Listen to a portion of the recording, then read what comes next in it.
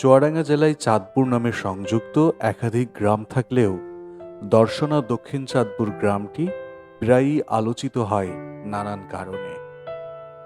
দক্ষিণ চাঁদপুর মূলত সীমান্তবর্তী শিল্প শহর দর্শনা পৌরসভার একটি ওয়ার্ড, যার প্রায় তিন পাশে চুয়াডাঙ্গা সদরের বেগমপুর ও নবগঠিত নেহালপুর ইউনিয়ন বেষ্টিত।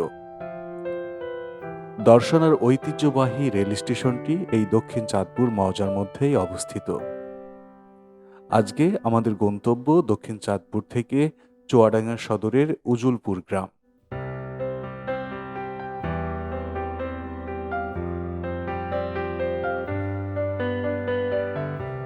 উজুলপুর নামেও একাধিক গ্রাম রয়েছে চুয়াডাঙ্গা জেলাতে।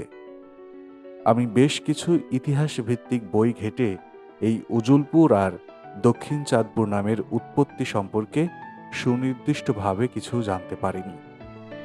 তবে ইতিহাস বলছে চাঁদপুর সেই সব গ্রামের নাম হয় যেখানে মুসলমানদের সংখ্যা বেশি থাকে এবং যে জনপদের মানুষ কৃষি ও ব্যবসায় নিয়োজিত। অন্যদিকে উজুলপুরকে প্রভাব, প্রতিপত্তি আর সমৃদ্ধ জনপদের নমুনা মনে করা হয়।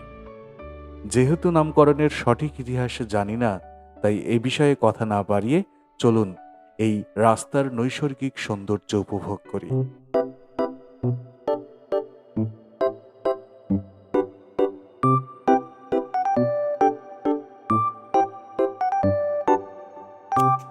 এই পথ দিয়ে এঁকে বেঁকে যাওয়ার পর যে গ্রামটির সামনে পড়বে সেটাই উজুলপুর, যা বেগমপুর ইউনিয়নের অংশ।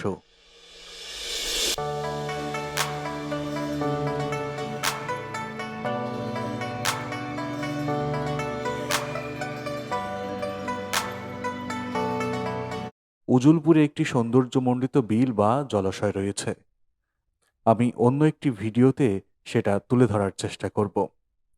চলুন নৈসর্গিক সৌন্দর্য উপভোগ করতে আমরা এ পথ ধরে সামনের দিকে এগিয়ে যাই।